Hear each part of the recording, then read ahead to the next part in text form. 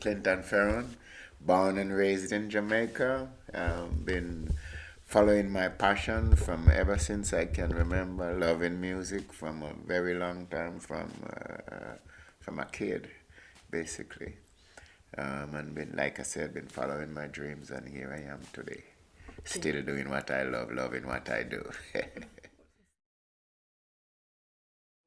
Baco, I have a friend, actually, my sound engineer in France, Orléans. We were talking about how, boy, I think we need to change the partners we were working with because I think, things weren't going accordingly. And he said, hey, I have some friends, Baco Records, they're my friend, and I'm quite sure they would love to work with you because they're also a fan of your work.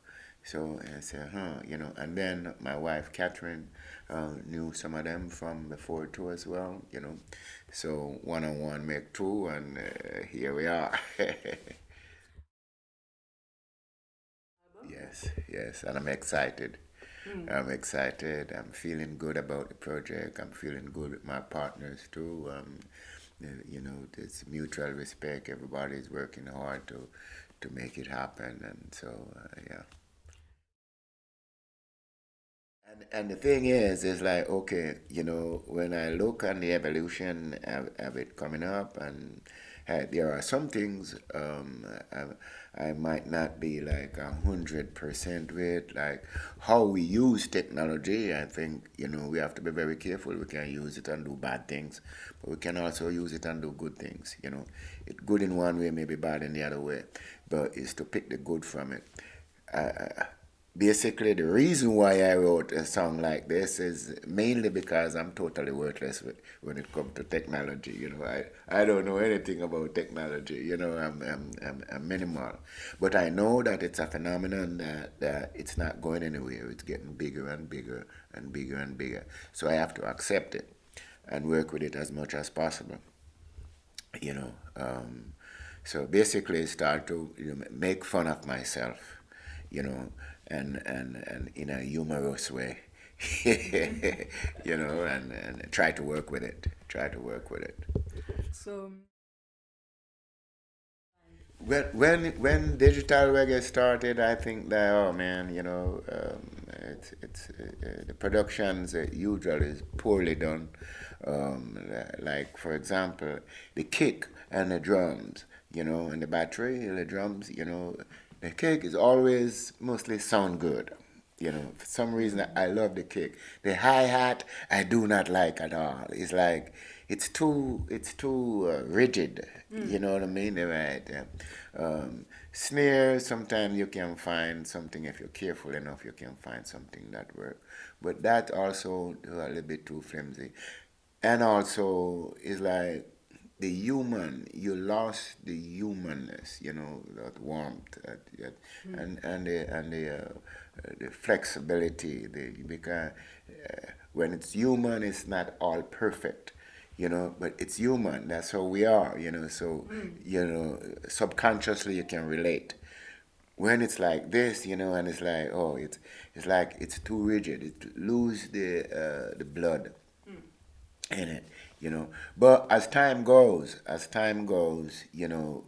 perfect it some more where you can get on. You have analog patches that you can use to vary it some, and kind of put back a kind of a human feel to it, kind of.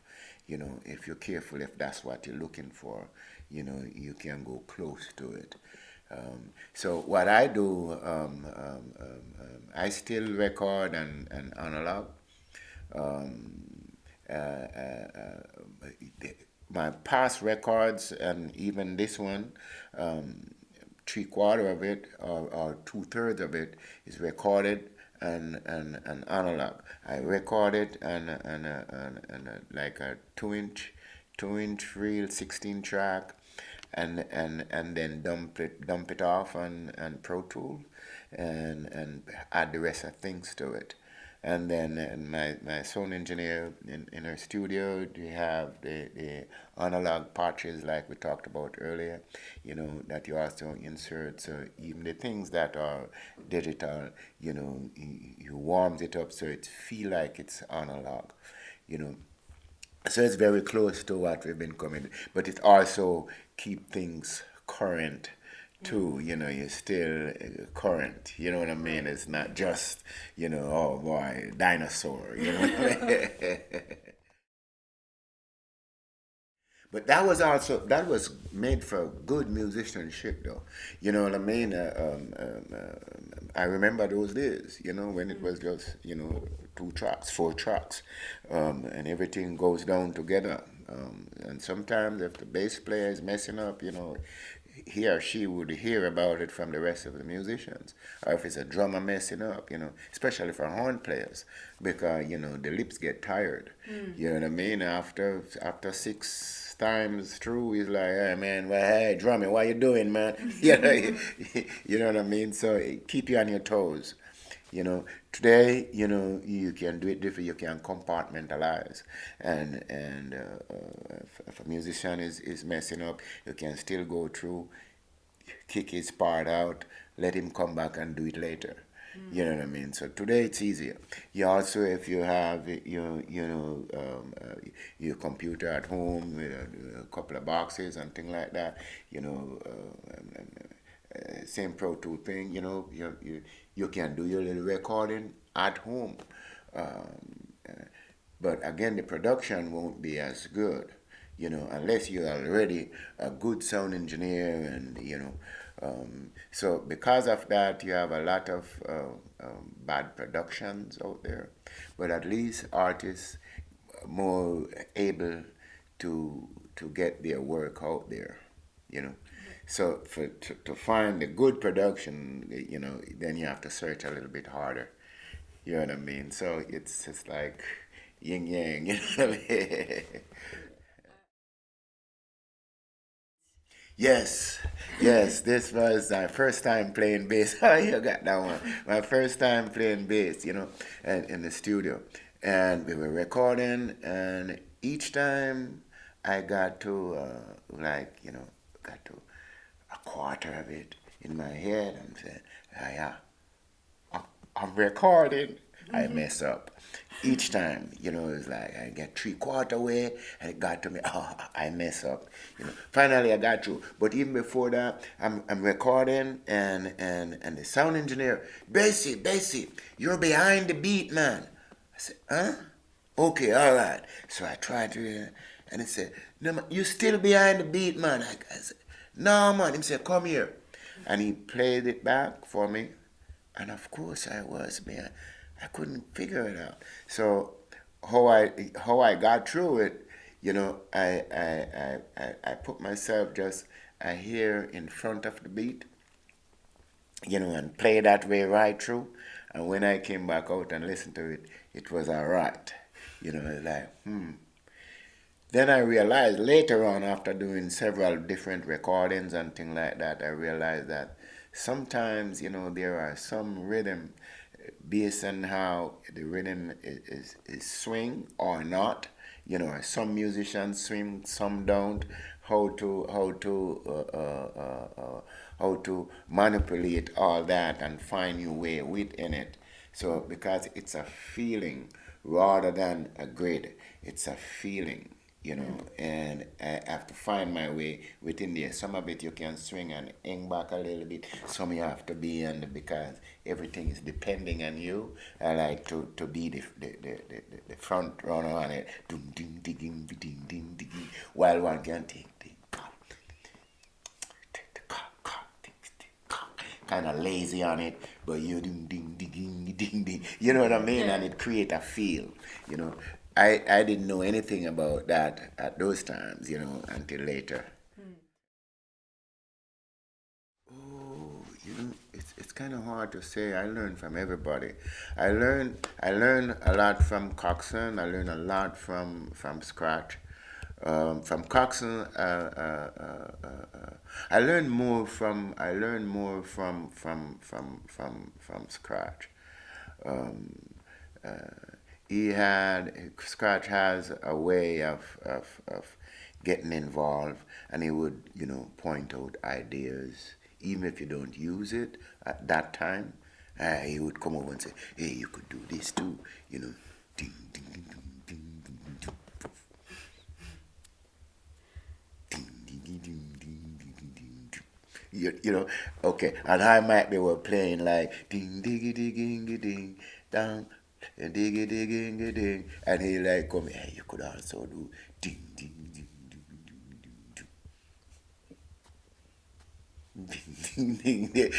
It's like you have in other words, Coxsone behavior was like, okay, he come to do a song, and he let you do the song, and after you listen to it, and even days on say, okay, all right, I'll take another listen. And when you're not there, days after or even months after, you go back and listen to it, and if he likes it, he put it out. If he don't, then but he's not gonna interfere with your creativity.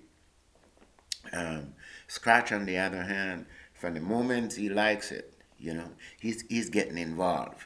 You know what I mean? Hey, let's try this. Or hey man, you need step it up a tone, man. So man. So exhale, man. It's like or maybe you're doing. Hey, you're singing too high. More relaxed with it. He's getting involved, and he get involved with musicians too, hey, because he wants it to be the best because he likes it. So it's two different approach. Two different approach. And for percussions, I learn a lot from him.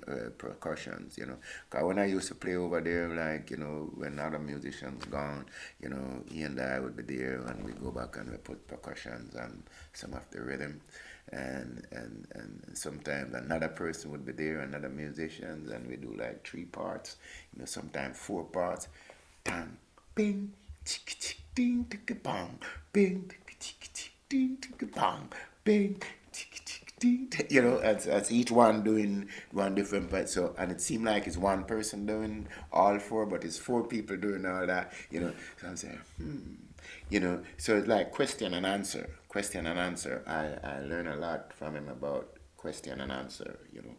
Um, so I would say I learn more from him than other producers. Okay. But I know I did an album with Arsmouth. And I don't even remember the rhythms. I don't remember. I don't even know that he put it out. To be honest, I know that I played and we were actually Asmut and myself. We were thinking of being a drum and bass duo. Like Sly and Robbie. Right. But at the time I was with the Gladiators. And I didn't want to confuse that. So, I declined, but who knows where it would have gone, because we were good, it's like, yeah, right. Well, Charlie Morgan, he used to be like a promoter in the Seattle area that other promoters would link with when other groups coming through and thing like that, say from California, from and so he was the link there. And in '87, with my last tour with the Gladiators, I met him, and we had a lot of time on our visa when we were finished. The tour finished in Florida, and so we called him up and say, hey, we have a lot of time on our visa. We'd love to do something before going back if it's possible. He said, well, if you can buy your ticket, come on up. We can do something else. So we bought our ticket and went back. And, quickly we called the group Defenders. And we stayed there for about six to 7 months. Quick o'clock, we developed a really good following. But and then he also did some recordings during that period of time. Um, we did an EP together, He did some other recordings for, I think he did a recording for, Jennifer Laura. I don't know what he did with it, if he did put it. I think he did put some of it out. And he used to also do, what do you call it? Like buy and sell old records. He was also into that too as well. But he was mainly a promoter, that buy acts that comes through. No, no. In the US, I just tried for, it's more like trying to develop my art. With Defenders, we started out, say, okay, because Gladiators wasn't going good in terms of the spirit and the vibe, things have changed. And so we decided to do Defenders. Defenders, I saw Defenders like a strong lion going down the road with no head. So it didn't get anywhere. We were good musicians, but because in Gladiators, there was a head, but the head wasn't good for the group. And so we decided to go the other way. The other way didn't work either. Like just, hey, we just do things. We don't have a leader. We just do things. It didn't work. 'Cause I ended up doing a lot of the work, and but still I wasn't the leader. There was no leader, so it was kind of a little bit in vain. We didn't even get to do a good recording. We started it and it couldn't finish. Too much opinions. Okay. So after 5 years, I quit Defenders and put together a Boogie Brown band, like start from scratch. And I use musicians. Some of them are jazz musicians, never played reggae before, but they are interested and enthusiastic. So I gave them time and be patient and teach what I know, and give time for it to develop. And it's still that group going today. Yes, it's evolved. Members change. None of those members aren't there now as new members. But as time goes, more reggae develop in the area because I'm there too. So musician comes, musician goes, but get better and better. Yeah, there are some songs there that was recorded not as Gladiators, not a whole lot. But I also did some songs. Well, I wouldn't say there's a few like Untrue Girl that I did for scratch. Also did it's maybe about 4 or 5 songs that I did not do with Gladiators. But I have some cassettes at home that I did, and with my guitar, and I'm playing like I'm in the studio. So I would have two cassette machine going, one going, and I record on it, and then I spin it, and I put guitar. By the time I reach like run it 3 times, I lost a lot of quality, but but I had the components there. You know what I mean? So I have those records, and maybe about 30 songs or so that I have not recorded for real yet. You know.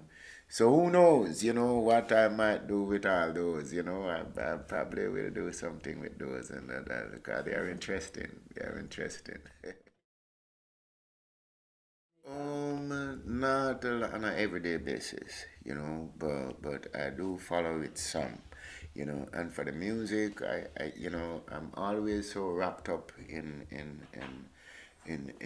what I'm doing and writing another album. So I hardly have time to take time to listen to other music a lot. Unfortunately, sometimes it's my wife who inform me of some things because she's in the public media thing way more than I do. You know what I mean? But my family, I have families there, so sometimes we talk on the phone. I will ask, "Hey, what's new? What's happening? Da da da da da. What's the new slang? Da da da da," and things like that. But I don't follow the news on an everyday basis. and unfortunately, like chatty mouth in the 70s, in the mid 70s, there was really rough, and I could easily became a bad cat because of my surrounding.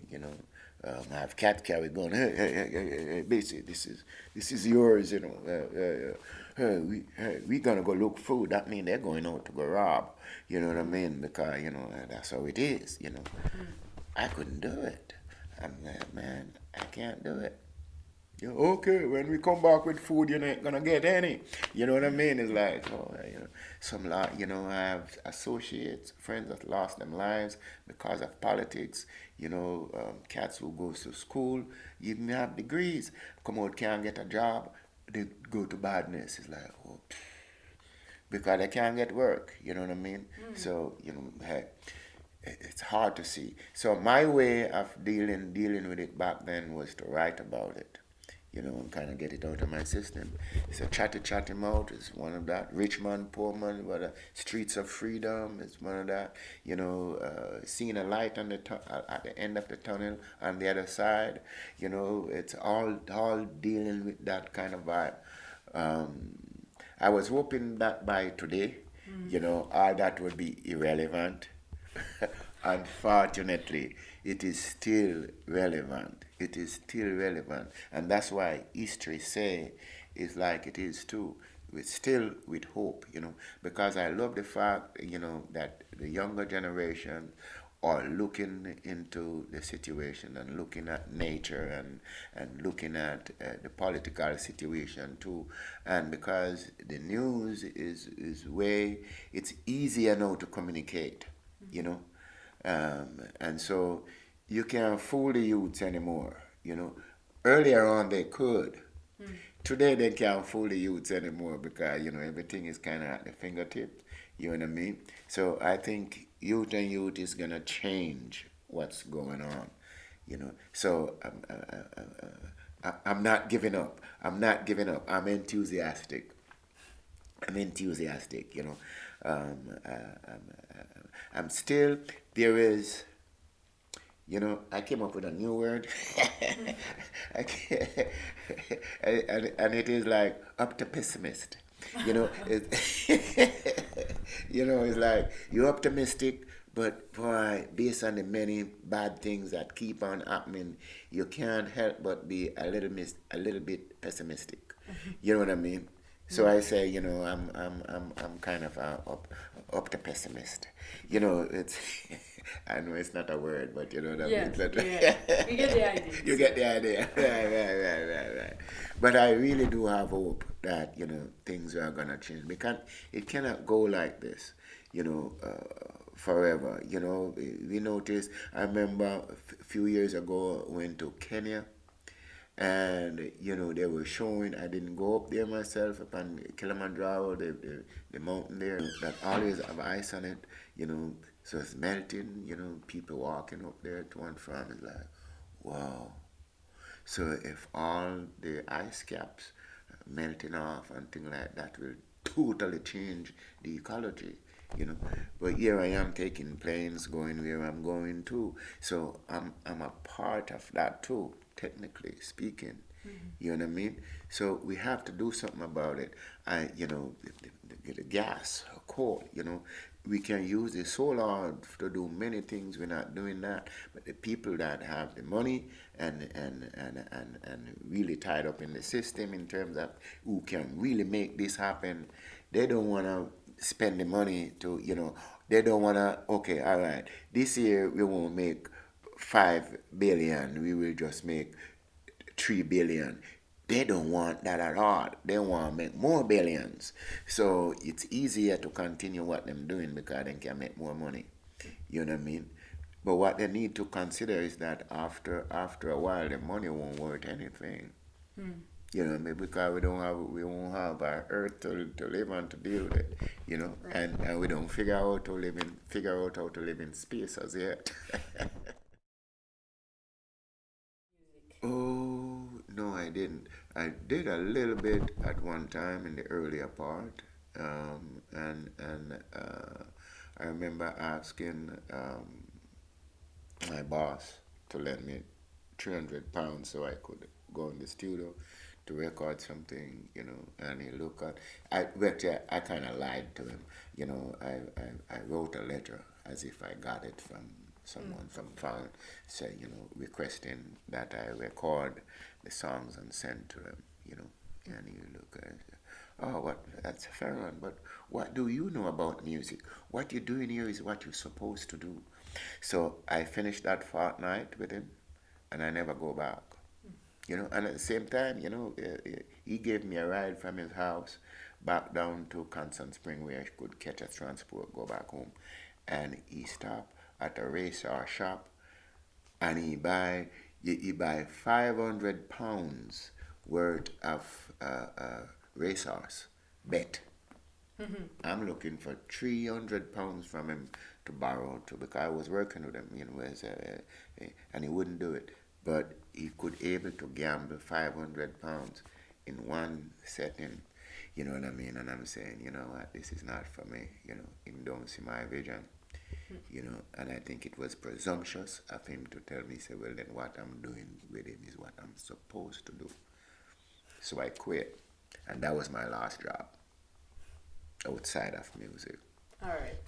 Well, it worked out for you. So Well, you know what? That's why I'm always saying that, it's good to do what we love and love what we do. That's always my message for everyone because it's the beginning of self-liberation. And when you're feeling liberated, then freedom starts. How long? How long? How long? How long must we wait for a change to come? This is Clinton Fearon, and you're tuning to Jam World 876. Don't miss the mix. Boom! One love.